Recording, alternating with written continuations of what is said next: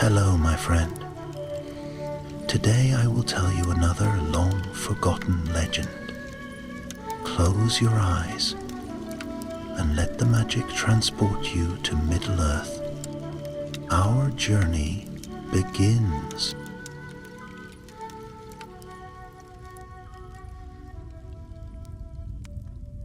The wind that swept across the north was sharp as a blade, and it carried with it the smell of snow and stone, a breath out of the ancient days when kingdoms had risen and fallen. Gandalf the Grey walked that lonely land beneath the fading light of evening, his staff steady in his hand, his wide hat casting a shadow over eyes that seemed always to look deeper than the present moment. Few now wandered in the wilds north of Bree, and fewer still spoke of the ruins that lay there. Yet whispers had reached Gandalf's ears in the taverns of Bree and in the hushed words of rangers who passed him by on the road. Whispers of a relic from the days of Arnor, hidden beneath the stones of Fornost, that city of kings long fallen to ruin. They spoke of a silver ring, wrought in the high years of Númenor, said to hold within it the white flame of Elendil. Such things Gandalf never dismissed lightly. Many tales were but fancy, born of men's longing for lost glory, but sometimes rumor carried a thread of truth. And if there was truth here, then peril might soon follow, for the servants of the enemy were ever watchful for relics of old power. He had not meant to linger long in the north. His journeys had led him first eastward through the Wilderland, where shadows lengthened in the dark forest of Greenwood the Great, then westward again to speak with the Dúnedain in secret about the gathering of the enemy's strength. Now, with winter drawing near, he might have chosen the warmer roads that led south, but the whispers would not leave his mind. A ring, they said, hidden away when Fornost fell, lost to memory, yet gleaming still beneath the stone. And so Gandalf turned his feet northward, up into the wild and weather-beaten hills where the kings of Arnor once ruled, and where the Witch King of Angmar had cast down their towers in the bitter wars of long ago. The road was hard, and the land offered little comfort. Empty fields lay bare beneath the sky, and only the cries of crows followed him as he went. At night he made small fires of dead wood, though he kept them low, for there were eyes in those hills that watched more than passing deer. His thoughts went often to Elrond in Rivendell, and to the rangers who still kept hidden watch over these forsaken lands. It was on the third evening that he met them. Two rangers of the north, tall and silent, their cloaks gray as the dusk, their faces stern. They hailed him by name, for Gandalf was no stranger to their wandering folk. "Grey Pilgrim," said one, bowing his head, "we did not think to see you upon this road. Few come willingly into the north." "And fewer still return," said the other, with a grim half-smile. Gandalf leaned upon his staff and looked at them keenly. "Yet you keep watch here, though the days grow dark and lonely. You have heard the same tales I have, I think. A relic, hidden in the ruins. Do you believe them?" The rangers exchanged a glance. At last the elder of the two spoke. "There is some truth, perhaps. In the days when Fornost fell, many treasures were hidden. Some say a ring of light, wrought by the hand of Elendil himself, was kept safe from the grasp of Angmar. But if it lies there still, it is guarded by more than broken stone." The younger ranger's eyes darkened. "The shadows of Angmar have not wholly departed. We have seen them moving in the ruins, men twisted by old sorcery who will not leave that place. They cling to the memory of their master. Gandalf nodded as though he had expected no less. Then I must see this with my own eyes, for if such a ring exists and servants of darkness seek it, it must not fall into their hands. The elder ranger bowed his head. We will guide you to Fornost, if you will accept our company. But know this, Grey Wanderer, many who enter do not return. The stones remember and the shadows are strong. Then let us walk together, said Gandalf, with a spark of light in his eyes. For shadows are not so strong that they cannot be broken. And so the three set out together, northward still, into the deepening dusk. The wind howled, and the stars pricked through the sky, cold and bright as steel. Ahead lay the ruins of Fornost, city of kings, where the white flame of Elendil was said to burn yet hidden in silver, waiting to be found. But already unseen in the dark, other eyes watched their coming. The road to Fornost wound like a scar through the land. Long ago it had been paved with stone, but now the cobbles lay broken, buried beneath roots and moss, so that the path was no more than a faint trace through the wild hills. The three travelers, Gandalf and the two rangers, moved quietly, their cloaks close about them, for the air grew colder with each mile northward. The elder ranger was called Halion, a man of stern bearing with eyes as gray as steel. He had walked these wilds for many years, and though his speech was few, his presence was steady. The younger was named Calder, quick of step and eager-eyed, though at times there was a shadow behind his glance, as though he bore thoughts he did not share. Gandalf kept note of him, for he had lived too long and seen too much not to notice when a man's heart was unsettled.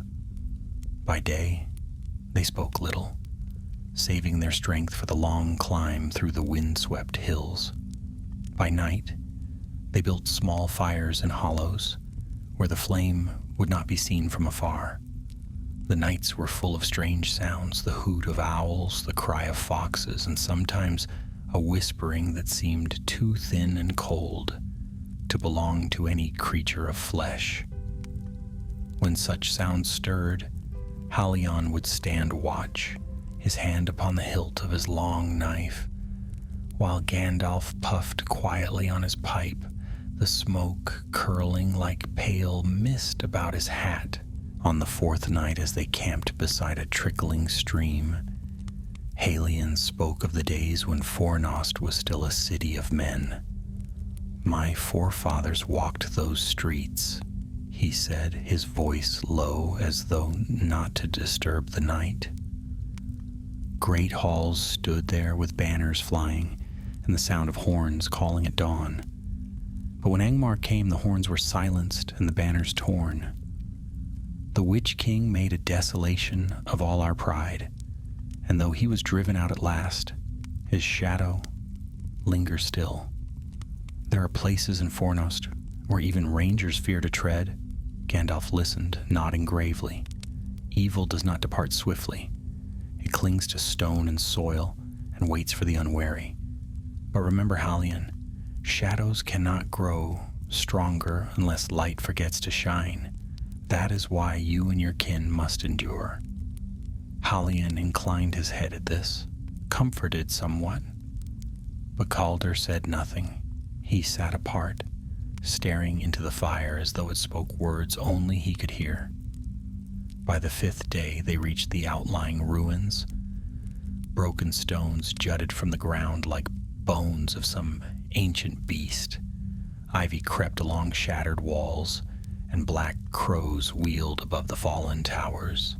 Fornost had been vast in its day, a stronghold of kings, but now it was a city of silence, haunted by the cries of birds and the rustle of wind through empty halls.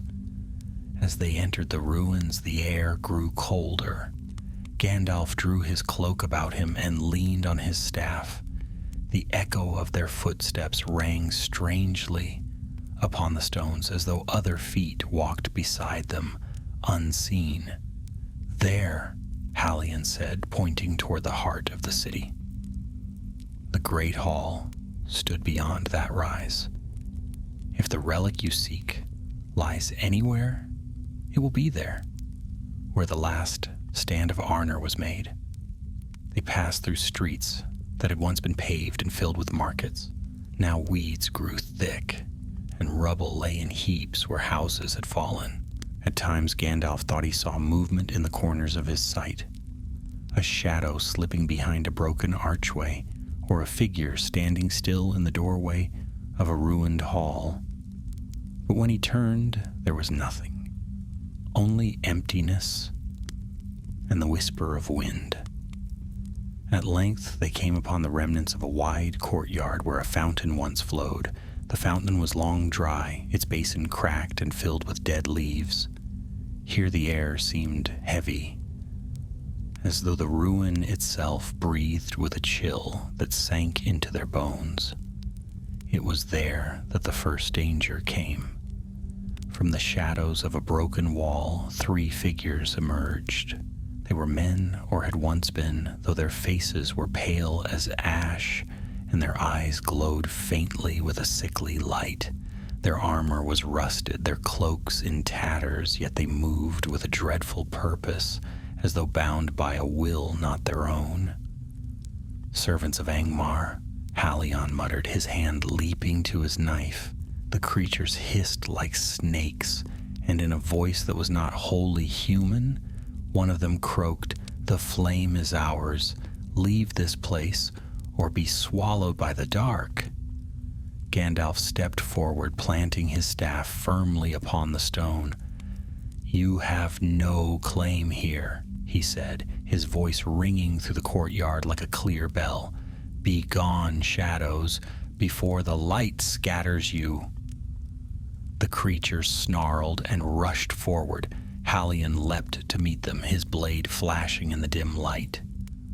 Calder, too, drew his sword, though his face was pale, and sweat stood upon his brow. Gandalf lifted his staff, and a flash of white light burst forth, striking the first of the pale men square in the chest. It screamed and fell back, clutching at the burned mark upon its breast. But the other 2 pressed on. Hallion wrestled fiercely with one, their blades ringing as they struck. Calder slashed wildly, driving his foe back, though his strokes lacked the steadiness of his companions. Gandalf raised his staff again, and fire leapt from its tip, a bright tongue of flame that sent the remaining creatures fleeing into the shadows, shrieking as they vanished among the stones. Silence fell once more, broken only by the sound of Hallion's breathing and the crackle of Gandalf's staff as its light dimmed. "They will return," Hallion said grimly, wiping his blade clean. "Yes," Gandalf agreed, "and not alone. The ruin still holds their kind, and they will not rest until they have what they seek. We must move swiftly." They pressed on into the heart of the city, the streets darker and narrower as they went. The great hall rose before them at last, a shattered shell of what had once been a proud fortress. Its doors hung broken, and its roof gaped open to the sky. Yet even in ruin it carried a weight of history, as though the stones remembered the days of kings and wars long past. Inside, shadows gathered thickly, and the air smelled of dust and old smoke. Gandalf lifted his staff, its faint glow casting long fingers of light across the broken floor. Here, amid the rubble, lay the throne of Arnor, shattered and toppled, its seat cracked in two. Hallion's voice was hushed as he spoke. "If the ring of white flame is here, it will be hidden deep, for none would have left it upon the throne." Gandalf's eyes gleamed beneath the brim of his hat. "Then we shall search the depths. The treasure of the Dunedain would not be cast aside so lightly. But as they prepared to descend into the lower vaults, Gandalf noticed again how Calder's eyes lingered upon the shadows, too long, too thoughtfully. And when Gandalf's gaze met his, the young ranger looked away swiftly, his hand tightening upon his sword hilt. Something was amiss. The ruins of the great hall loomed above them like the skeleton of some fallen giant, its broken stones black against the starlight. Gandalf let the glow of his staff light the way, for the moon was hidden behind racing clouds, and the night seemed to grow darker, as if the shadow of Angmar itself still lingered. Halion moved first, stepping carefully over the fractured stones, his knife held ready, though his eyes remained sharp and steady. Calder followed close behind, his boots scuffing against the dust. Gandalf brought up the rear, his gaze not only watching the dark corners of the ruin, but also resting every so often upon Calder. The younger ranger walked quickly, almost too quickly, as if eager to press forward without thought. It might have been eagerness. Yet Gandalf, who had seen many faces wear many masks, suspected something else. The boy's eyes, when they caught the pale light of the staff, flashed with unease, as though haunted by thoughts he dared not voice. Inside the great hall, the silence was heavy. The remnants of old banners hung in tatters upon the walls, their faded colors hardly more than smears against the stone. The throne of Arnor lay toppled at the far end of the chamber, cracked into 3 great pieces. Dust lay thick, disturbed only by their footprints. Halion pointed to an archway that yawned like a black mouth behind the broken dais. "There," he whispered, "the stairs lead down. The vaults below were strong in the days of kings. If anything was hidden when the city fell, it will be there." They descended slowly, their footsteps echoing against the stone steps. The air grew colder, carrying the faint smell of damp earth and something older still, a scent like ashes long cooled. Gandalf's staff shed a pale light that stretched across the walls, revealing carvings of stars, trees, and crowns, remnants of Númenorian craft, proud even in decay. At the foot of the stairs, they came upon a passage lined with iron doors, most of them rusted and broken. The vaults of Fornost had been plundered long ago by both foe and friend, but deeper within there were chambers still sealed, their locks untouched for centuries. Halion ran his hand over the iron of one such door, its surface marked with the emblem of a white star. "This was the treasury of the High Captains," he murmured. "If the ring lies anywhere, it may lie beyond." But even as he spoke, a chill swept through the passage, and a whisper stirred in the darkness, soft and cruel. Gandalf's hand tightened on his staff. The whisper was not of wind, it was a voice faint as breath, yet filled with malice. "Who comes? Who dares?" The air thickened, and a shape began to form at the end of the passage, tall, shrouded, faceless. The pale flicker of eyes glowed beneath its hood. Halion stiffened, his knife drawn in a heartbeat, but Gandalf raised his staff and stood firm.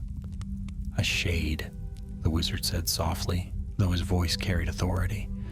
"Bound to these halls since the fall of its master. Do not listen to its words." The shade drifted closer, its voice slithering like smoke. "You seek the flame, it is ours. It belongs to the shadow. Yield and be spared." "No," Gandalf replied, his voice clear as ringing metal. "You have no dominion here. These halls are not yours, and neither is the relic of Elendil." The shade hissed and swelled as if gathering its darkness. Gandalf struck the stone floor with his staff, and light burst forth, a sudden blaze that banished the shadows. The The shade recoiled with a shriek that rattled the iron doors, then fled back into the darkness, vanishing as swiftly as it had appeared. For a long moment, only the sound of their breathing filled the vault. Hallion lowered his blade, his face pale but steady. "They do not give up easily," he said. "No," Gandalf answered, his eyes narrowing. "And they are not alone. Come. We must go further in, before the darkness gathers again." Calder said nothing. He lingered behind, staring into the shadows where the shade had fled. When Gandalf glanced back at him, he quickly lowered his eyes and followed, though his grip upon his sword was tight enough to whiten his knuckles. They pressed deeper, the passages winding like veins through the earth. At last they came to a vast chamber, its roof held by crumbling pillars, its walls carved with stars. In the center lay a stone dais, and upon it rested a sealed chest, bound with iron bands, now coated in rust. Hallion drew in a sharp breath. "This is it," he said. "It must be." Gandalf approached slowly, his staff held high. The light gleamed on the chest, and he felt a faint warmth in the air, as if some ember still glowed within. "Yes," he murmured, "here lies the work of Númenor, but whether it is as the tales say, we shall see." As he bent to study the chest, Hallion kept watch by the doorway, but Calder lingered at the edge of the dais, his face tense, his eyes fixed upon the chest with an intensity that troubled Gandalf more than the shade's whisper. The wizard straightened, and in a voice firm yet calm, he said, "Calder, come closer. Stand with us." The young ranger hesitated, then stepped forward. His breath came fast and sweat gleamed on his brow. Gandalf studied him carefully, his own hand resting lightly upon the lid of the chest. "Why do you fear this place so?" Gandalf asked softly. Calder flinched. "I do not fear," he said quickly, too quickly. "Only the shadows." Hallion frowned at him, but Gandalf did not press further, not yet. The moment was fragile, and the chest before them held more than secrets of old stone. Together they heaved the lid open. A gust of stale air burst forth, carrying with it the scent of long centuries. Inside, upon a bed of black cloth, lay a ring of silver, simple yet gleaming, as though it had been forged but yesterday. Upon its face was set a small white stone, faintly glowing like a star caught in crystal. Hallion gasped, the ring of white flame. The stone within the ring pulsed with light, soft but steady, and the whole chamber seemed to brighten. Gandalf lifted it carefully, his hand trembling slightly. A warmth spread through his fingers, and he knew at once that though this was no ring of power such as Sauron had wrought, it was not without strength. The light within it was pure and strong, a remnant of Númenor's high craft, meant to ward against the darkness. But even as Gandalf held it aloft, a deep cry echoed through the vault, and the ground seemed to tremble. The shadows thickened once more, and many pale figures began to emerge from the dark passageways, their eyes gleaming with hunger. "They come," Hallion said, drawing his knife. "All of them." Gandalf's staff flared with white light, casting the chamber into brilliance. "Stand firm," he said. "The night has not yet claimed this place." And as the shades closed in, Gandalf turned his gaze swiftly upon Calder, for the young ranger's hand had not gone to his sword, but to the hilt of a dagger hidden within his cloak, and his eyes gleamed not with fear, but with something darker. The chamber quivered with tension, the white glow of Gandalf's staff clashing with the blackness that seeped from every corner of the vault. The shades drew closer, tall and thin, their pale faces gaunt and hateful, their voices whispering all at once in a chorus of dread. "Give it to us.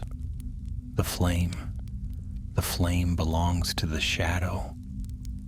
Halion stepped forward, planting his feet on the stone dais, his knife gleaming in the wizard's light. His eyes were unflinching, though his breath came heavy.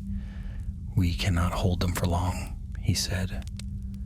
"You must," Gandalf replied, his voice ringing as firm as steel. The silver ring glimmered in his hand, its white stone shining like a captured star.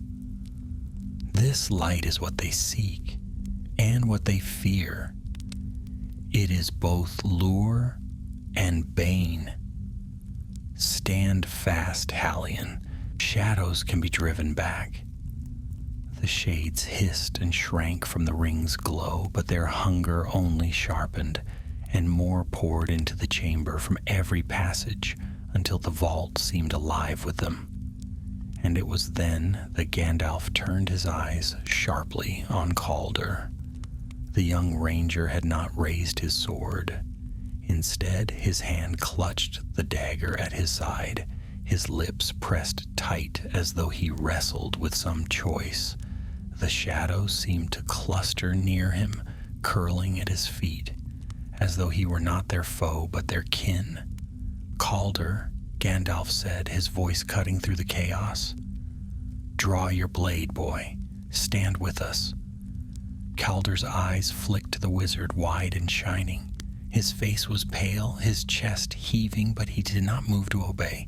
Instead, he spoke, his words broken but fierce. "You do not understand. It was promised. Promised to me."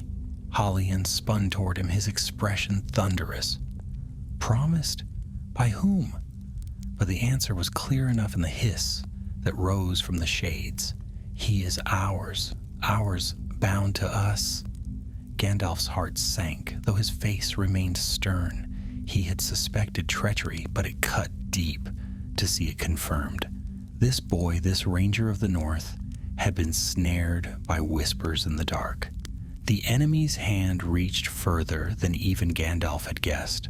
"Calder," Gandalf said again, softer now but no less firm. "You are not theirs, not yet.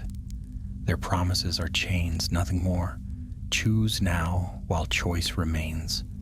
Stand with your kin, or be swallowed by their lies." For a moment, Calder trembled, torn between fear and longing. His eyes flicked to the ring in Gandalf's hand, and his breath quickened. "With it," he whispered, "I could be more than a wanderer in shadows. I could be strong." Halion's face hardened. "Strength bought with treachery is only weakness, Calder. You dishonor your blood." The boy's lips twisted, his eyes narrowing. "And what has our blood won us? Empty roads, forgotten graves, a fading line of kings no one remembers. Angmar offers more, power enough to make the world remember." The shades hissed in delight, their voices echoing like laughter. "Yes, yes, speak, child of men. Claim your birthright." Halion lifted his knife, fury in his eyes, but Gandalf raised his hand swiftly. "No, Halion, not anger, not now." The boy is lost in lies, but not beyond reach. He must see the truth for himself. The shades surged forward, their gaunt faces twisting in hunger. Gandalf lifted the ring high, and its light blazed brighter, filling the chamber with a piercing glow. The creatures shrieked and faltered, though still they pressed in, driven by greed and hatred. "Halion," Gandalf called, his voice like a command of thunder. "To me!" The ranger leapt to the wizard's side, his knife flashing as he struck at the nearest shade. The blade, though plain steel, bit through shadow when the light of the ring touched it, and the creature fell back with a scream. Gandalf swept his staff in an arc, a wave of fire bursting forth to scatter the rest. The chamber roared with light and shadow. the cries of the shades mixing with the clang of steel and the thunder of Gandalf's staff. And through it all, Calder stood upon the dais, his face twisted with longing as he stared at the ring in Gandalf's hand. At last he moved. With a cry, half of despair, half of rage, he drew his dagger and rushed forward, not at the shades, but at Gandalf. Hallion saw him and shouted, springing to intercept, but the shades surged between them, driving him back. Gandalf turned swiftly, his staff flashing out to block the blow, but Calder's dagger scraped against it, sparking in the white glow. "Give it to me," Calder cried, his voice breaking. "It is mine by right, mine." By right? Gandalf's eyes blazed, his voice rising above the chaos. "You would claim a relic of the Dunedain by betraying their blood? By serving the very darkness that destroyed their kingdom? This is not your right, boy. It is your ruin." But Calder pressed on, striking wildly, his dagger flashing again and again. Gandalf met each blow with the strength of his staff, his eyes never leaving the boy's face. "You are not their slave," the wizard said, his voice sharp as a whip. "Not unless you choose to be. Look at them, see what they are. Is this the future you would claim?" For just a heartbeat, Calder faltered. His eyes darted to the shades, their faces hollow, their voices hissing, their pale hands reaching with claws. He hesitated, but then the whispers came again, stronger, pouring into his ears. "Yes, ours. Take it. Wield it. You will be strong, strong as kings of old." The dagger trembled in his hand. Gandalf's staff glowed brighter, the light filling the chamber until the shadows writhed in agony. "Choose, Calder," Gandalf thundered, "now while you still can. Choose the light or be devoured by the dark."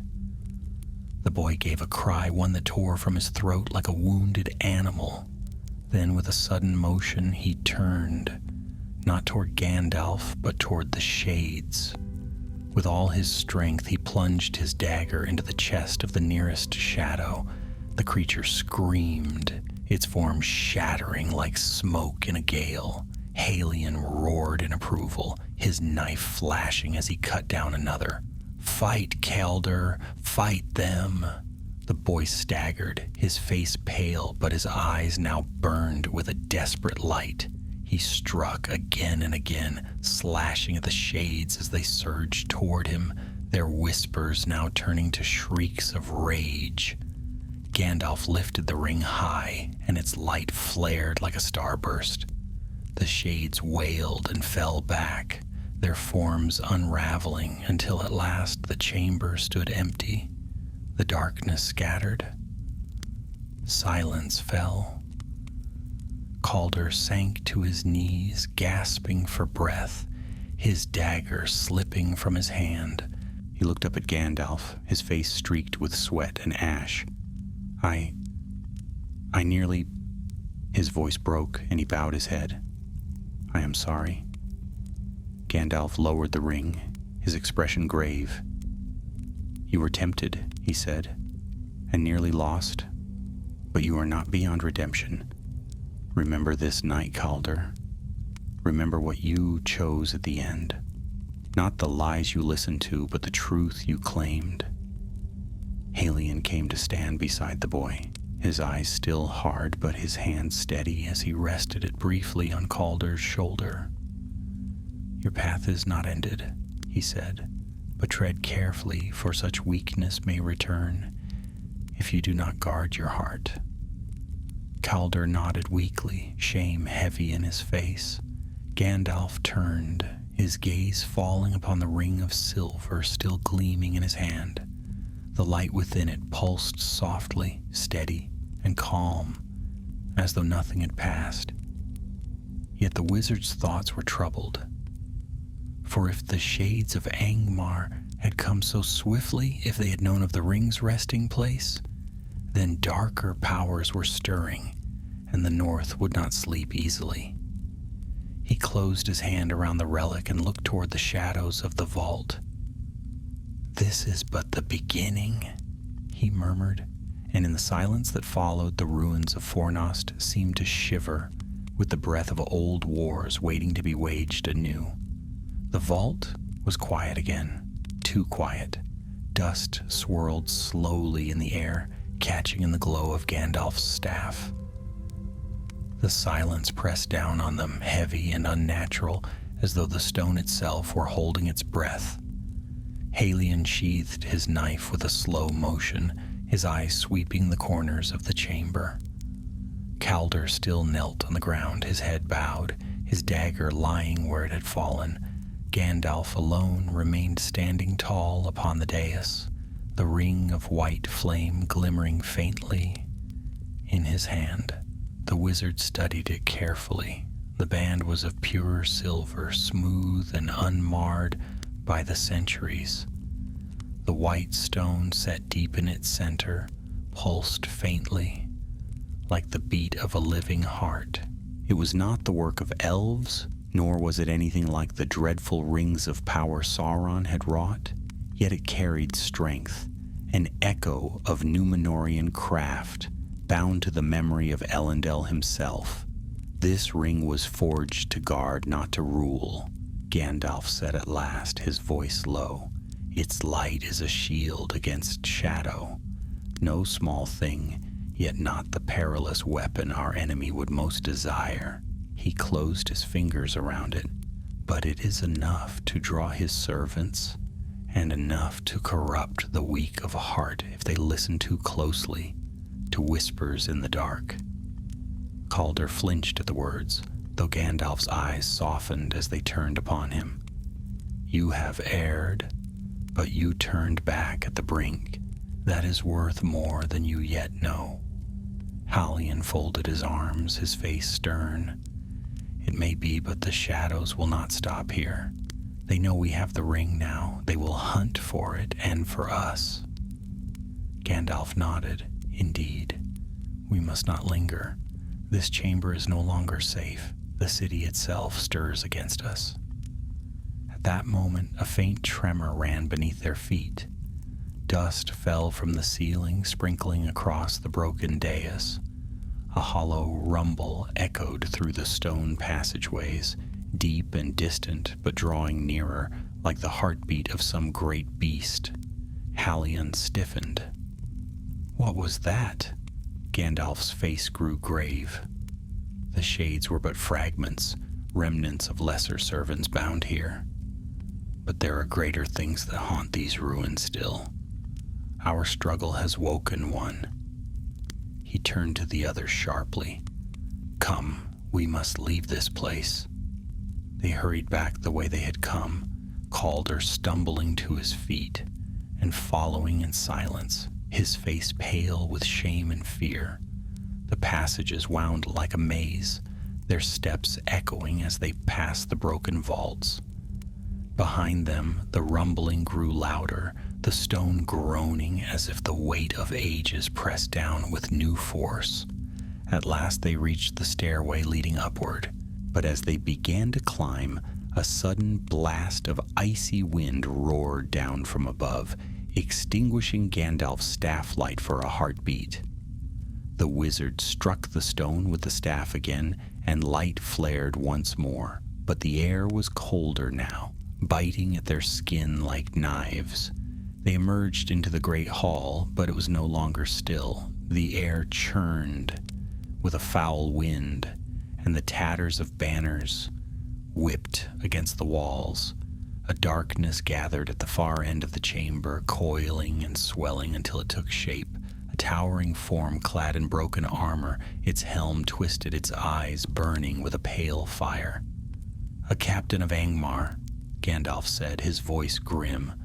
"One who fell when the city was broken, yet was bound to linger in death." The wraith's voice rang out, hollow and cruel. "Intruders, thieves, the flame is mine.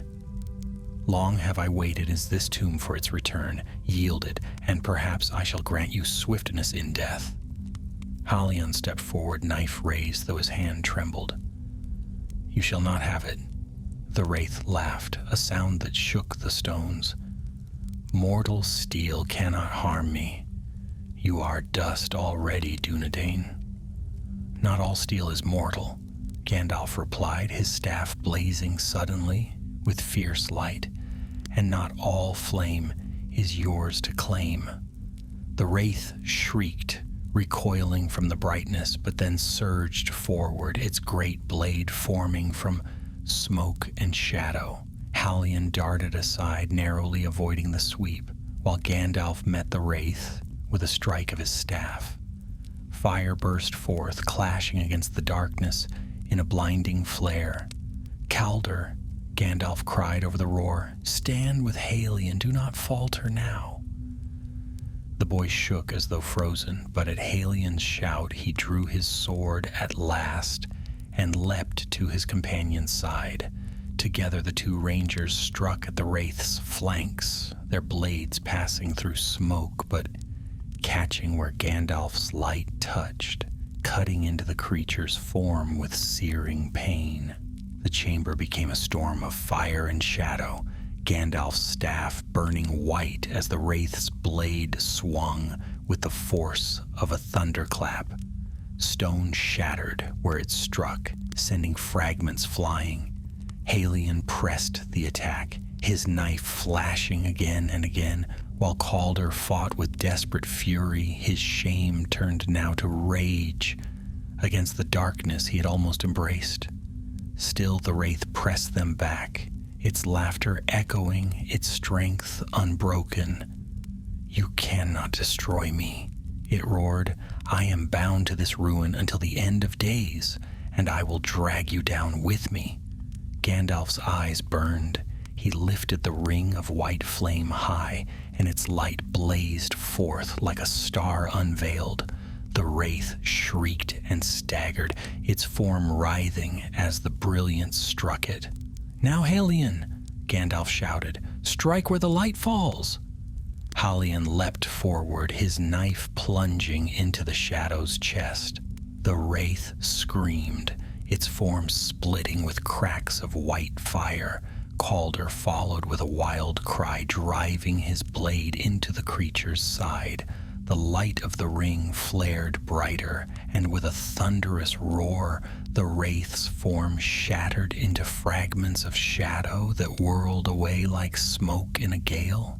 The hall fell silent once more. Halion panted, his knife dripping with shadow stain that vanished like mist. Calder dropped his sword, his chest heaving, his eyes wide. Gandalf lowered the ring slowly, the glow fading back to its steady pulse. "It is done," the wizard said, though his tone was weary. "For now, but know this, such evil never wholly departs. It waits, it lingers, and one day it may rise again." Halion straightened, his face stern but proud. "Then we will be here to face it. The Dunedain will not abandon these lands." Calder looked at the broken stones around them, his expression haunted. "I almost gave myself to it," he said quietly. "If not for you." Gandalf laid a hand on his shoulder, gentle but firm. "Remember what you chose in the end. That is what matters now. The path before you is not yet set. You may still walk in light." They left the hall together, stepping out into the cold night. The stars gleamed above, clear and sharp, and the wind blew free over the ruins. For a moment, Fornost seemed less a tomb and more a memory of what had been. Still broken, but not forsaken. Yet Gandalf's thoughts were troubled. The ring of white flame was safe for the moment, but its light had drawn too much attention. The enemy's servants had stirred, and they would not easily forget. And so, as they began the long journey southward, the wizard walked in silence, his staff tapping softly on the stones. He knew the road ahead would not be easy, for though the ring was a relic of light, Even light could be twisted when shadows sought it. The ruins of Fornost fell away behind them as dawn broke over the north. A pale light spread across the sky, washing the broken towers in soft gold. For the first time since their descent into the vaults, the cold night air felt less oppressive. Yet the relief was short-lived. Hallion walked at the front, his cloak drawn tightly around him, his hand never far from the hilt of his knife. Calder followed, silent and subdued, his eyes cast often to the ground. Gandalf walked last, his staff steady, the silver ring hidden safely in the folds of his robe. Though the wraith had fallen, the wizard knew the danger was far from over. For the enemy's servants were not easily scattered, and the stirring of such a captain in the ruins was a sign of darker things yet to come. The north was restless, its long sleep disturbed. By mid-morning, they had reached the outer fields beyond the ruined walls. The land stretched wide and empty, the hills rolling gently to the south. A flock of crows rose suddenly from the grass as they passed, their cries harsh and sharp against the quiet. Gandalf frowned, for he did not trust crows in these parts. Too often, they were eyes for those who lurked unseen. Hallion noticed as well. "They watch us," he muttered. "Not birds alone." "You are right," Gandalf said softly. "The enemy's hand is long, and his spies are many. We must be swift and silent." They pressed on, their pace quickened, but the land seemed to resist them. Twice they found tracks in the earth, prints too deep for deer, too broad for wolves. Once at a rise they glimpsed a figure far behind, tall, cloaked in black, standing motionless against the horizon. When Hallion turned to look again, it was gone. By evening, they made camp in a hollow by a stand of birches. The fire was small, carefully hidden, its smoke thin and pale. Hallion took first watch, while Gandalf sat upon a fallen log, drawing slow puffs from his pipe. Calder sat apart, his knees drawn up, his face troubled. At length, Gandalf spoke to him, his voice gentle but clear. "You are quiet, Calder." The boy lifted his head, his eyes shadowed. "I cannot drive the whispers from my mind. Even now I hear them calling, tempting. They tell me the flame is mine, that I was meant for it. I try to turn away, but still they linger." Hallion, hearing this, stiffened. "If he cannot resist, then he is a danger to us." Calder flushed with anger and shame. "I did not betray you in the end. I fought." "Yes," Gandalf said, raising a calming hand, "and that choice matters more than you know. The whispers will not fade quickly. They are wounds of the spirit, and wounds take time to heal. But so long as you remember the truth of your choice, they cannot claim you." The boy lowered his gaze, but his shoulders eased slightly, as though some of the weight had lifted. Still, Gandalf's own heart was troubled. For if a ranger strong of blood and trained in watchfulness could be shaken so deeply by the whispers of Angmar, what hope had lesser men? It was another sign that the shadow gathering in the east was reaching long arms into every corner of Middle-earth. The night passed uneasily. Twice, Hallion thought he saw movement among the trees, though nothing came near the fire. Once, in the dark before dawn, Calder woke with a cry, claiming a hand had touched him, though no one was there. Gandalf kept his staff close at hand and slept little. At first light they broke camp and set southward again. The air was colder, the wind sharp upon their faces. The birch trees thinned, giving way to moorland, wide and empty. Yet emptiness did not mean safety. Gandalf felt eyes upon them, though he saw no living creature. By midday, the threat revealed itself. As they crossed a low ridge, a band of dark figures emerged from the hollow below. 6 men cloaked in gray, their faces hidden, their weapons gleaming. They moved swiftly, cutting across the land to block the traveler's path.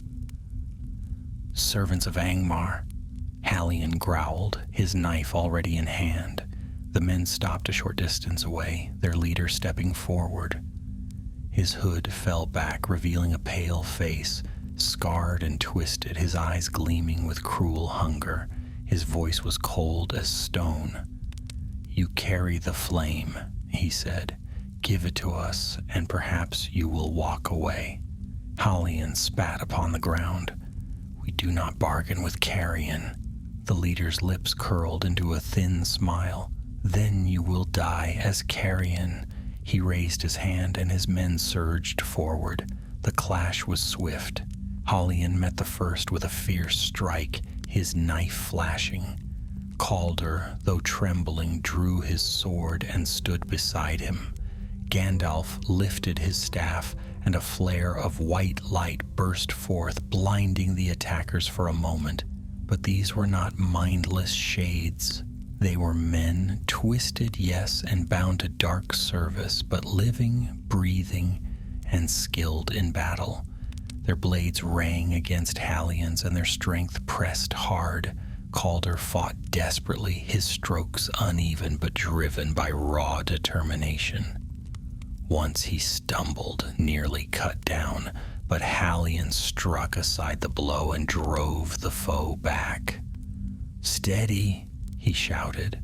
"Do not yield ground." Meanwhile, Gandalf faced the leader. The pale man drew a long sword, black as iron, its edge jagged. He lunged, and Gandalf met the strike with his staff, sparks flying. "The flame is ours," the man hissed. "You are but a meddler in affairs beyond you, Grey Wanderer." "And you," Gandalf replied, his eyes blazing, "are a fool who serves shadows and calls it strength." Their clash shook the air. Gandalf thrust his staff forward, and fire leapt from its tip, striking the man's blade and driving him back. The leader snarled, his face twisting, but his strength was great, and he pressed on. The fight raged across the ridge, steel flashing, voices crying out. The wind howled around them, carrying the stench of sweat and blood. Gandalf's staff blazed again and again, striking down foes with bursts of light. Hallion fought like a wolf, his knife flashing, his cloak torn. Calder, though bleeding from a shallow cut on his arm, stood firm beside him, his eyes fierce with a new fire. At last, Gandalf raised the ring high. The white stone pulsed, and light burst forth in a great wave sweeping across the ridge.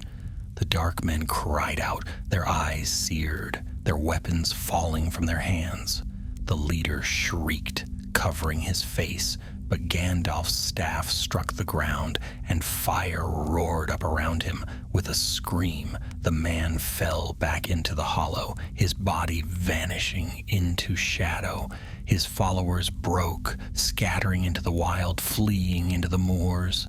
Silence fell once more. The only sound was the heavy breathing of the 3 companions, their bodies weary, their hearts pounding. Hallion lowered his knife, his face grim. "That was no chance meeting. They knew where to find us. The enemy's reach is long indeed." Gandalf nodded, his expression grave. "Yes, word spreads swiftly when darkness stirs. We must not tarry, nor trust to chance. The ring must be taken to safer hands." Calder wiped the blood from his arm, his face pale but resolute. "I will not falter again," he said softly. "Not while breath remains in me." Hallion glanced at him, his eyes still hard, but less scornful. "See that you keep that promise." Gandalf looked southward, the moors stretching wide before them. "Our road is far from ended. he murmured, "and darker trials yet await." The wind swept across the land, carrying with it the faint cry of distant crows. The sky above was pale, but in the east a shadow seemed to thicken upon the horizon. And so they set forth again, 3 against the gathering dark, carrying with them the light of the white flame, a light that would not easily remain hidden. The journey southward pressed hard upon them. The land stretched wide and empty, and though the ruins of Fornost now lay behind, the shadow of that place lingered in their minds. The sky grew colder each day, the winds sharper, carrying with them the scent of frost from the northern wastes. Halion led with steady pace, his eyes ever scanning the horizon. Calder followed close, his shoulders hunched, his sword strapped firm at his side. Gandalf came last, his staff steady, the silver ring hidden in the folds of his robe. He spoke little, his thoughts turning often to Rivendell and to the chieftain of the Dunedain. It was to him that the relic must go. Only among his people could such a thing be guarded with honor. For 3 days they pressed through moor and thicket, resting only when night forced them. The nights were uneasy. Twice they heard the howl of wolves, closer than was natural. Once, on a second night, Calder woke, screaming, claiming he had seen a figure standing above him. A pale hand stretched to snatch the flame from his breast. Gandalf calmed him with soft words, though the boy's eyes were hollow with fear, until morning. On the 4th day, they came to the edge of a deep wood. Its trees were tall and ancient, their boughs tangled in shadow. Halion paused at the border, his hand upon his knife. "This wood hides the refuge of my kin," he said. "Few know the path, and fewer still find it. If enemies follow, they will be turned aside." "Then lead us," Gandalf said, "for we must place this relic in the hands of your chieftain, lest it bring only peril to us." They entered the forest, the light of day dimming beneath the thick canopy. The air was still, heavy with the scent of pine and earth. Their footsteps muffled upon the mossy ground, and the silence pressed in about them. Halion led them along winding paths, turning often where no path seemed clear. Gandalf guessed that the rangers had ways of marking their roads, signs only their own would notice. Calder followed with bowed head, his eyes wary. The shadows of the trees seemed to trouble him more than the open moors had. At last, near dusk, they came upon a hollow, where small fires burned low and cloaked figures moved quietly among them. The Rangers of the North. Tall and silent, they looked up as Halion entered, and though they gave no cheer, their eyes softened at the sight of a kinsman returned. Halion greeted them in low tones, clasping arms with a man near the fire. "We bring tidings and peril. The gray pilgrim walks with us." The man's eyes turned to Gandalf, widening slightly. He bowed his head with respect. "Then our refuge is honored." The rangers led them deeper into the hollow, where tents of hide stood among the trees. At the center burned a larger fire, and beside it sat a man cloaked in dark green, his bearing tall, his face grave. His eyes were keen, gray as steel, and though his hair was dark with only the faintest touch of silver, his presence was that of a king. Halion bowed low. "Chieftain?"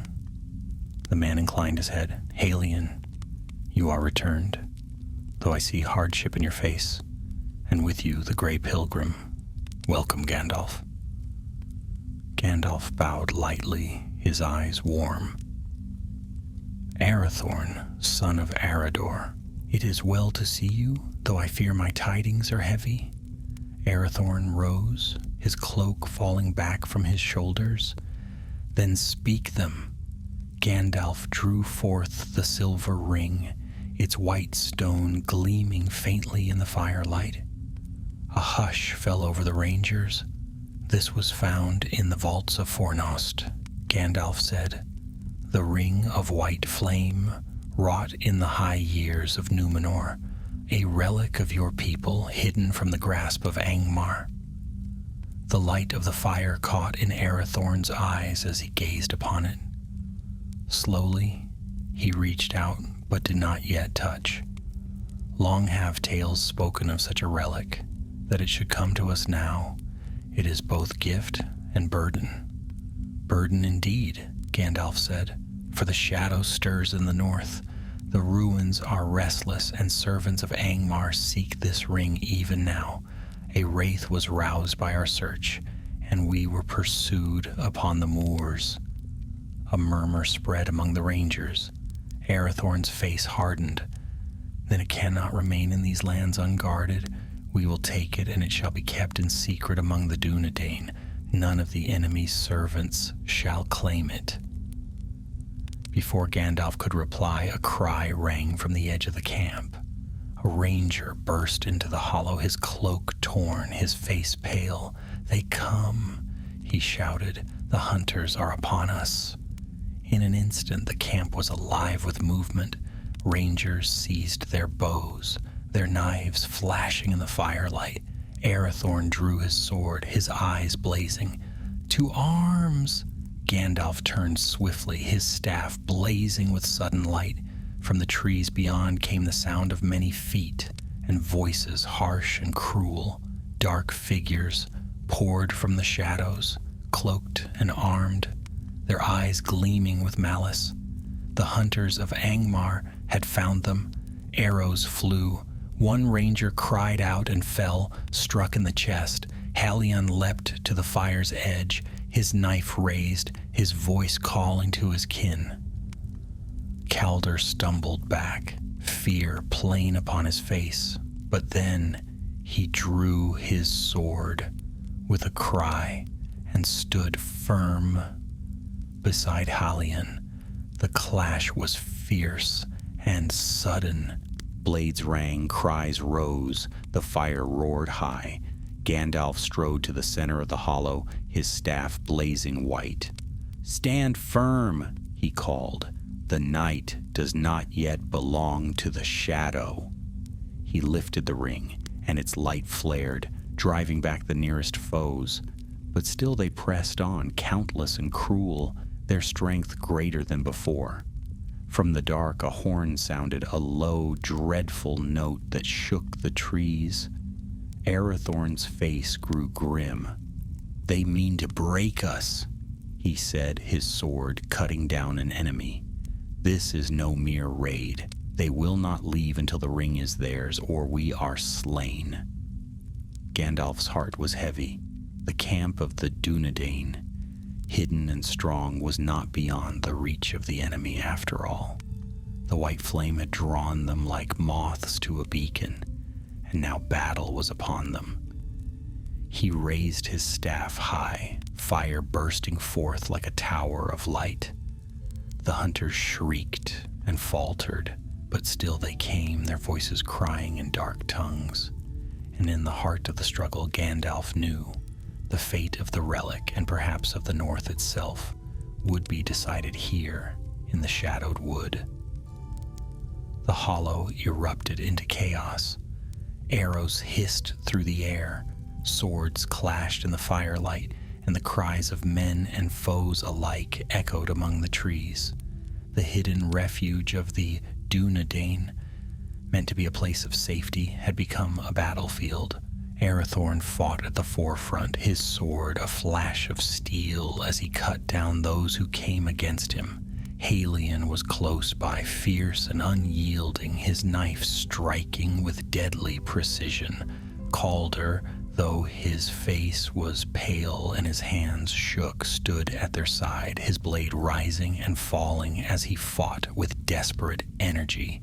Gandalf strode through the midst of the turmoil, his staff blazing with light.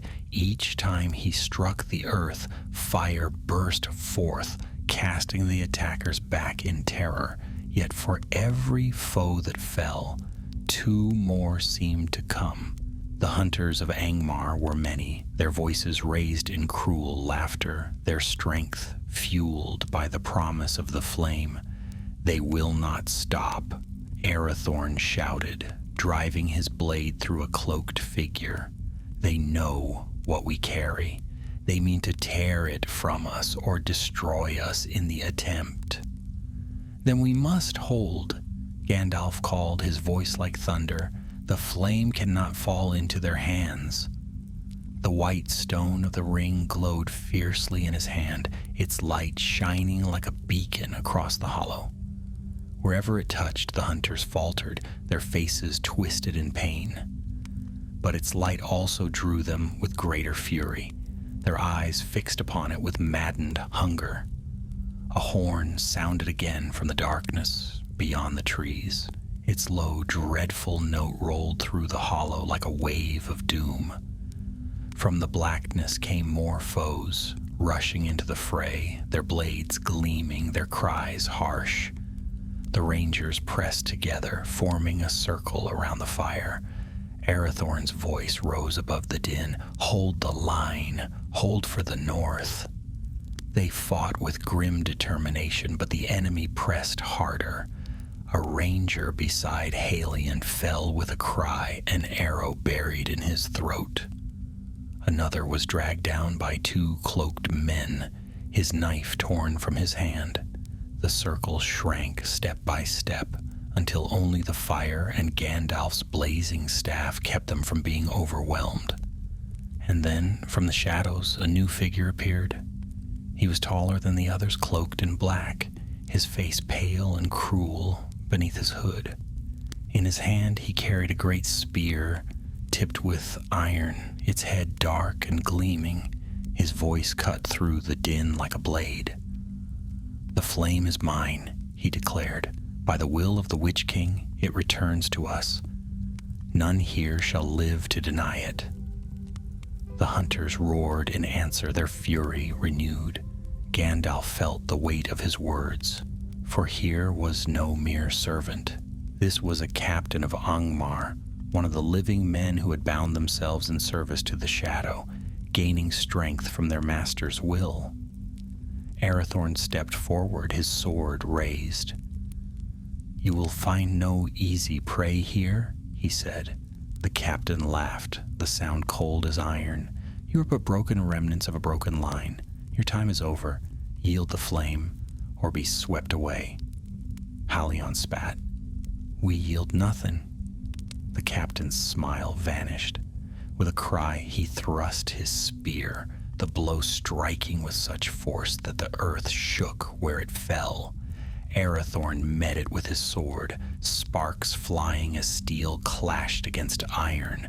The 2 locked in battle, their strength shaking the air around them. Meanwhile, the hunters surged once more, driving hard against the rangers' line. Halion fought like a wolf, his knife flashing. Calder struck again and again, his face fierce, though the fear in his eyes had not left.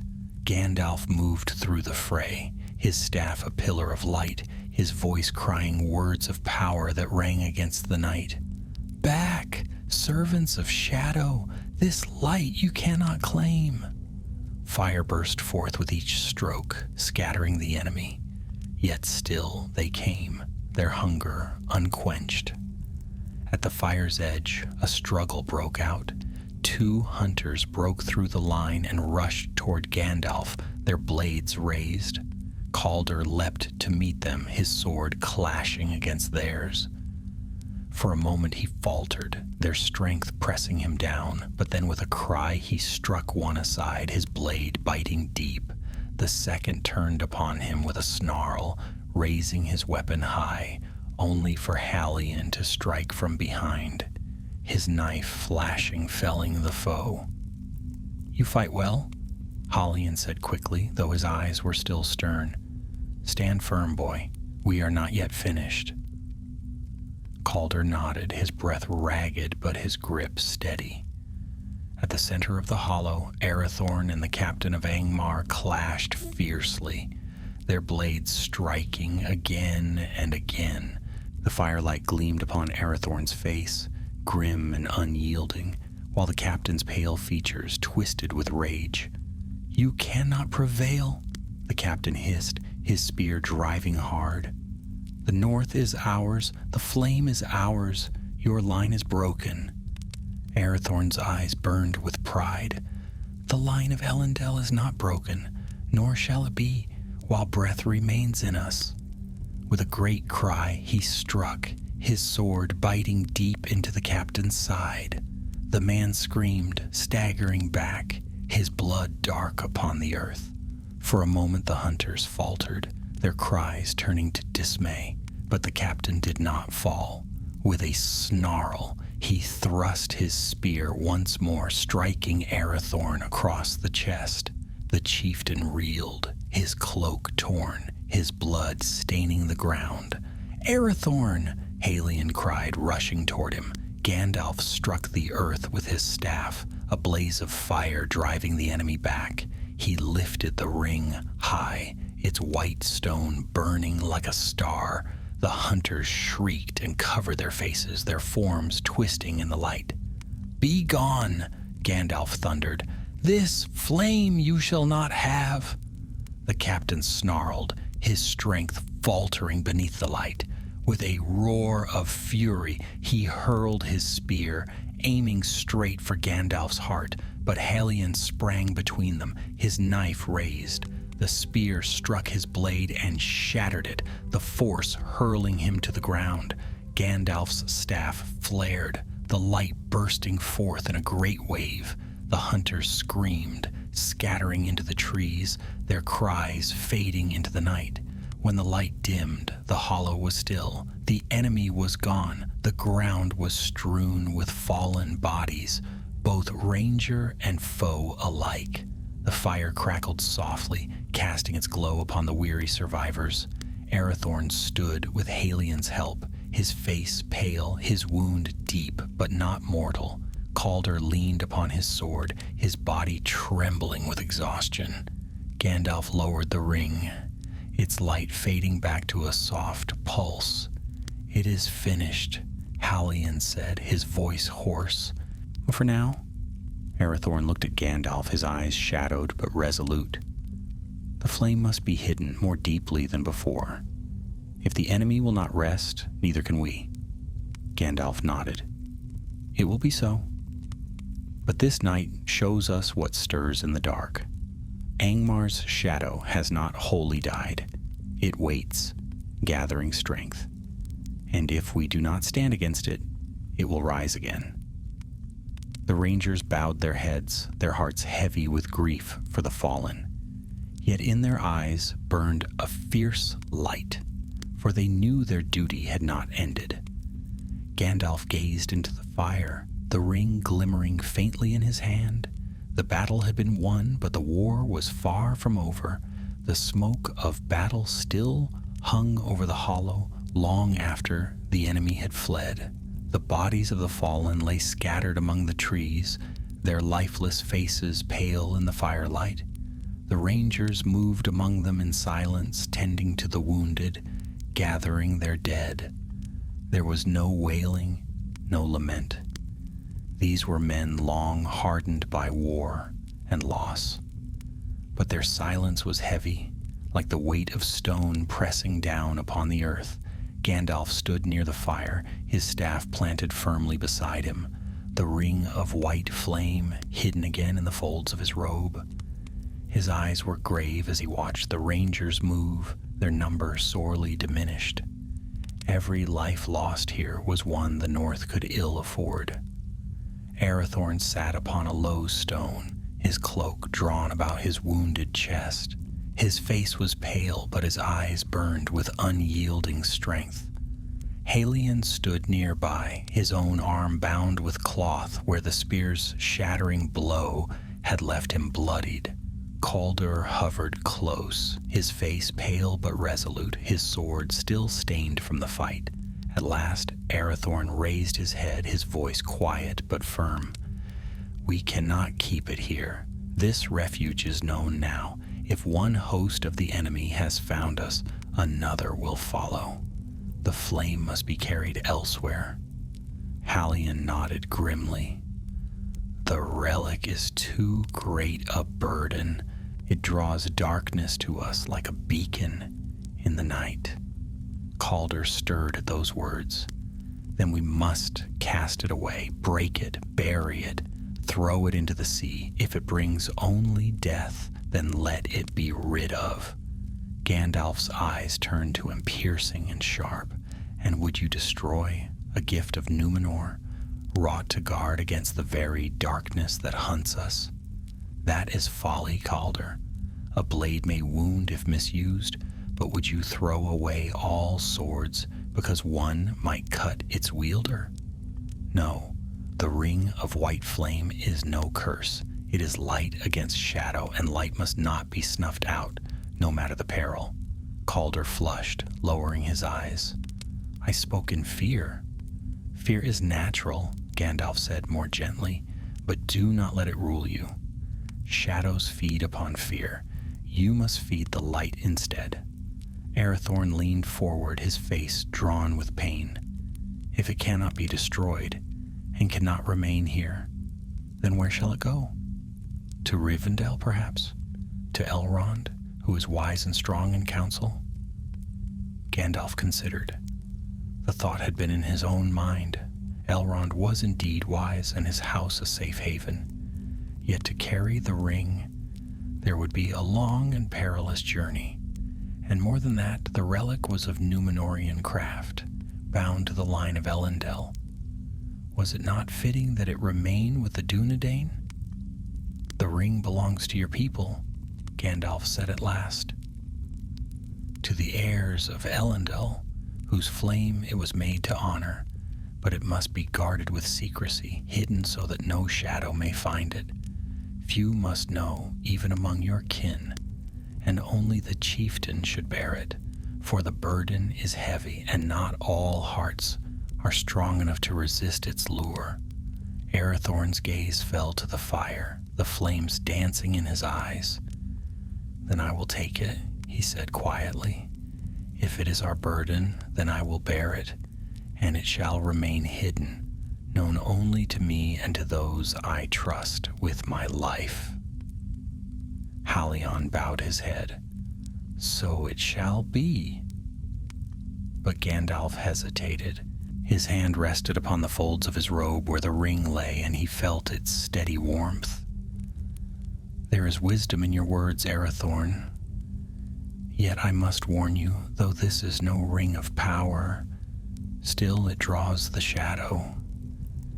Its light will ever call to the darkness. To bear it is no small peril. Arathorn's face did not waver. I have borne peril all my life. My people live hidden, hunted, diminished by long defeat. If one more burden must be carried, then let it be mine. I will not shrink from it. Gandalf studied him and at last nodded. Then so be it. The flame shall remain with you, and I will trust to your wisdom and strength, but keep it hidden even from your own kin until the day comes when it may serve in open light once more. He drew forth the ring, its silver band gleaming faintly, the white stone pulsing with a soft glow. Carefully, reverently, he placed it in Arathorn's hand. The chieftain closed his fingers around it, and for a moment the firelight seemed to brighten. The rangers watching bowed their heads, for they knew a burden had passed into their lord's keeping. Silence fell then, broken only by the crackle of the fire and the sigh of the wind in the trees. The night seemed calmer, as though the shadow had retreated, but Gandalf's heart remained uneasy. The enemy had stirred, and this victory was but a breath before the next storm. Later, as the camp settled to uneasy rest, Gandalf sat apart, smoking quietly. Calder came to him, his steps hesitant. He lingered before speaking. Why do you trust me still, after what I nearly did in the vaults? Gandalf blew a thin curl of smoke into the air, his eyes thoughtful. Because you chose differently in the end. That is what matters. None are free of temptation, Calder. Even the strongest hearts may falter. What defines a man is not that he is tempted, but that he rises against it.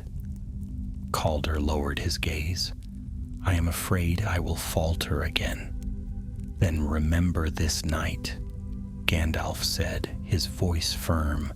Remember what you fight for. The lives of your kin, the hope of your people. Fear may whisper, but hope can shout louder, if you let it. The boy's face softened, and for the first time his eyes held something brighter than fear. I will try. That is all that is asked of you, Gandalf replied. The camp was quiet when dawn came. Mist lay heavy on the ground, curling around the trees like pale smoke. The rangers rose in silence, their faces grim, their dead, buried in shallow graves. They would not linger. To remain was to invite another attack. As they prepared to break camp, Halion came to Gandalf's side. Do you truly believe this ring can remain hidden? He asked softly. For a time, Gandalf said, but shadows have long memories, Halion. They will not forget what they sought. They will hunt, and they will not tire. You must be watchful. Halion's eyes darkened. We are always watchful. Gandalf looked to Arathorn, who stood tall, though his wound still pained him, the silver ring now hidden deep in his cloak. The wizard's heart was heavy, but he spoke no more. Some burdens could not be lessened by words, and so the company left the hollow, moving southward into the mist. Behind them the forest grew still again, but the silence was not the silence of peace. It was the silence of waiting. For though the white flame now lay hidden, the shadow that sought it was not vanquished. It lingered, patient and hungry, its eyes ever watching. And Gandalf knew, with a heaviness that settled deep in his bones, that this was but one skirmish in a war yet to come. The rangers' camp lay behind them, reduced to silence and ashes. They did not look back as they departed, for the memory of that place, once a hidden refuge, now marked by battle, would only weigh them down. Southward they moved, through woods and fields, and across lonely moors, always wary, always watchful. Arathorn bore the ring of white flame close to his heart, hidden deep in his cloak. His wound, though bound, troubled him, but he pressed on without complaint. Halion walked close at his side, grim and vigilant. Calder followed a step behind, quieter now, yet his face showed a new steadiness, as though the trial he had faced had tempered him like iron in fire. Gandalf walked last, his staff steady, his eyes ever turning to the horizon. For a time the land was calm. Days passed without pursuit, and the nights, though uneasy, brought no attack. Yet Gandalf's unease grew. He knew the enemy would not rest. Shadows that had risen so suddenly would not fall silent without cause. If open assault had failed, then subtler weapons would be sent. It was on the third night, while the company rested in a hollow near a shallow stream, that the first sign came. Calder had gone to fetch water, carrying a small skin. The night was clear, the stars bright above, and the stream ran softly over stones. As he stooped to fill the skin, a voice spoke from the shadows. You fight bravely, it said, soft and smooth. Calder spun, his hand leaping to his sword.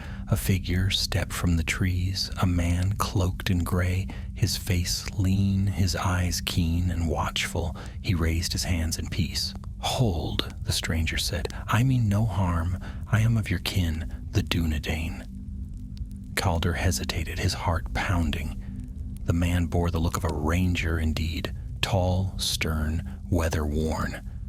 What proof have you? He demanded. The stranger smiled faintly. Your chieftain is Arathorn, son of Eredor. His cloak is green, his sword marked with the star of Elendil. He is wounded, though he hides it. And your name is Calder, though you doubt yourself more than you should. Have I spoken falsely? Calder's eyes widened. How do you know this? I have watched, the man said calmly. I was sent ahead, a scout. I saw your battle, though I could not reach you before it ended. Now I come to aid you, for you are hunted still. Calder faltered. The man's words rang true, and his bearing was like that of the rangers. Yet something in his eyes, too sharp, too knowing, troubled him.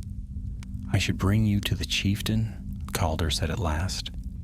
Yes, the man agreed. Take me to him.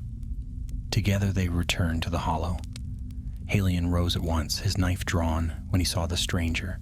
Arathorn's eyes narrowed, and Gandalf's gaze grew keen as a blade. Who comes? Arathorn asked. The stranger bowed slightly. A friend. I am Rhaegor, a son of the North. I have walked these wilds long, unseen. I saw your battle, and I bring warning. Your foes pursue you still. Even now they gather in the hills behind. Halion's eyes darkened. You were not at the camp. How do you know so much? Rhaegor met his gaze steadily. Because I was watching. I saw your fire, your struggle. I would have come, but I was too far. I could only follow, until now. Arathorn studied him for a long moment. If you are truly of our kin, then you will swear by Elendil's star. The man placed a hand upon his chest. By Elendil's star, I swear. Arathorn's eyes softened slightly, though Halion's remained suspicious. Gandalf said nothing, but his gaze lingered on the stranger, thoughtful and sharp. Very well, Arathorn said at last. You may walk with us. But know this, if you bear false words, your life will not long endure. Rhaegor bowed his head. I understand. And so the stranger joined their company. The days that followed seemed easier, strangely so. Rhaegor knew the land well, leading them by hidden paths, avoiding the open moors where hunters might be seen. He spoke little, but when he did, his words were clear and wise. Even Halion, though slow to trust, admitted that his guidance spared them delay. Only Gandalf remained silent. He watched Rhaegor closely, his sharp eyes missing nothing. For though the man's manner was fair, the wizard felt a chill whenever his gaze lingered too long on Arathorn's cloak. It was on the 5th day that the truth revealed itself. They had camped in a small glade, sheltered from the wind. The fire burned low and the rangers took rest. Rhaegor sat apart, sharpening his blade. Gandalf, feigning sleep, watched him from beneath the brim of his hat. At length, when all was quiet, Rhaegor rose. He moved softly, his steps light as shadow. His eyes flicked to Arathorn, sleeping with his cloak drawn close about him. Slowly, carefully, Rhaegor crept nearer, his hand reaching toward the fold where the ring was hidden. Enough, Gandalf said suddenly, his staff flaring with light. Rhaegor froze, his face twisting. In an instant, Halion was upon him, his knife at the man's throat. Arathorn woke with a start, his hand leaping to his sword. Calder cried out, springing to his feet. You will explain yourself, Gandalf said, his voice sharp as a whip. Now. For a heartbeat, Rhaegor's face was smooth, his eyes calm. Then his smile twisted cruel, and his voice turned cold. You are clever, Grey Wanderer, he hissed, but too late. The flame cannot be hidden forever. We will have it, whether from your hand or your grave. With sudden strength, he wrenched free of Halion's grasp, striking the ranger aside. His cloak fell back, and for the first time they saw his true form, pale as bone, his eyes burning faintly with a sickly light.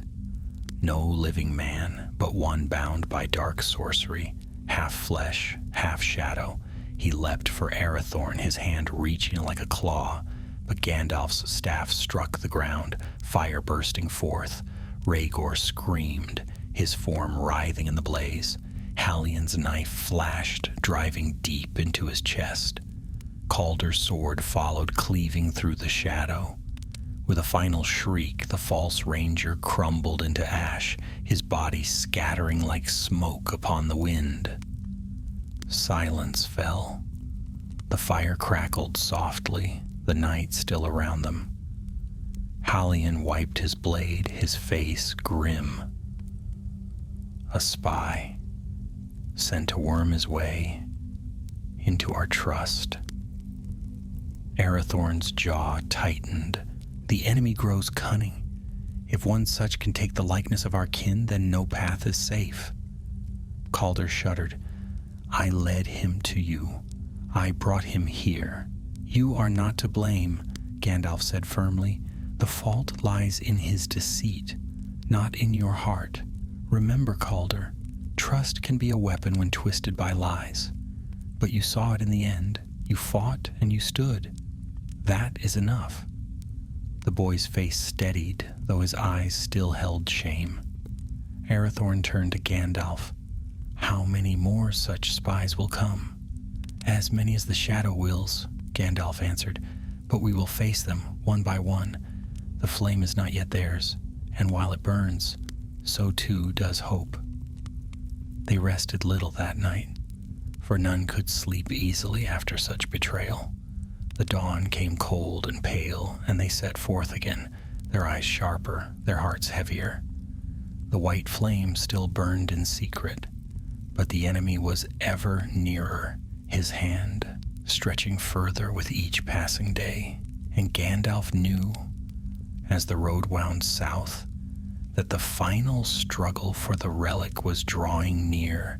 The road wound southward through rolling hills and silent valleys until at last the land grew gentler, touched by autumn's hand. Yet though the trees bore gold and copper leaves and the rivers ran clear and bright, the company of Gandalf, Arathorn, Halion, and Calder did not walk in peace. The shadow of pursuit clung to them, pressing close, never seen outright but felt at every step. The night after Rhaegor's treachery, no one slept easily. Every twig that snapped, every whisper of wind in the branches set the rangers' hands upon their blades. Gandalf kept his staff close at hand, the memory of the spy's false face heavy upon his mind. He knew the enemy's cunning had deepened. No longer was the shadow content with beasts or shades. It sent lies cloaked in familiar skin. That was a greater danger than any spear. Arathorn bore the ring of white flame hidden in his cloak, yet Gandalf saw the weight it placed upon him. It was not corruption, not like the dreadful rings of power, but responsibility. To carry such a relic, to guard it against the growing night, was no light burden. Gandalf knew the chieftain felt the eyes of all his ancestors upon him. They pressed on through the days, seeking the deeper wilds where no spies might follow. But on the fifth evening, as the sun sank in red fire behind the hills, the enemy's hand struck once more. It began with the crows. They came suddenly in a black swarm, rising from the treetops and circling overhead. Their cries were harsh, 1,000 voices shrieking together, drowning out all other sound. Hallion cursed, raising his knife. "Carrion spies," he spat. "They give us away." Then from the north horns sounded, low and cruel. Their notes rolled across the land like thunder. Calder's face blanched. "They come again." Gandalf's eyes blazed beneath his hat. "So be it. Then we make our stand where the land gives us strength." To the ridge they ran, the wind tearing at their cloaks, the crows screaming above. The ridge rose before them, a crown of stone upon the hillside. They climbed swiftly, the earth loose beneath their boots, until they reached the crest. From there, the land fell away in a wide sweep, and in the fading light they saw them, a host of dark figures, cloaked and armed, moving swiftly across the plain, the hunters of Angmar more than before and fiercer. At their head rode a figure taller than the rest, clad in black mail, his helm cruel and sharp, his voice carried even across the distance, deep and dreadful. "The flame is ours. Yield it, and you may yet beg for mercy. Resist, and you will be broken." Arathorn drew his sword, its steel gleaming in the last light of day. His voice rang clear, steady, and proud. "The Dunedain yield nothing. Come if you dare, and taste the steel of the north." The enemy roared, surging forward. The battle was fierce. Arrows flew, clattering upon the rocks. The rangers fought like wolves at bay, their knives flashing, their eyes grim. Gandalf strode among them, his staff blazing with fire. Each strike sent bursts of light into the dark, scattering foes with searing flame. Halion fought at Arathorn's side, fierce and tireless.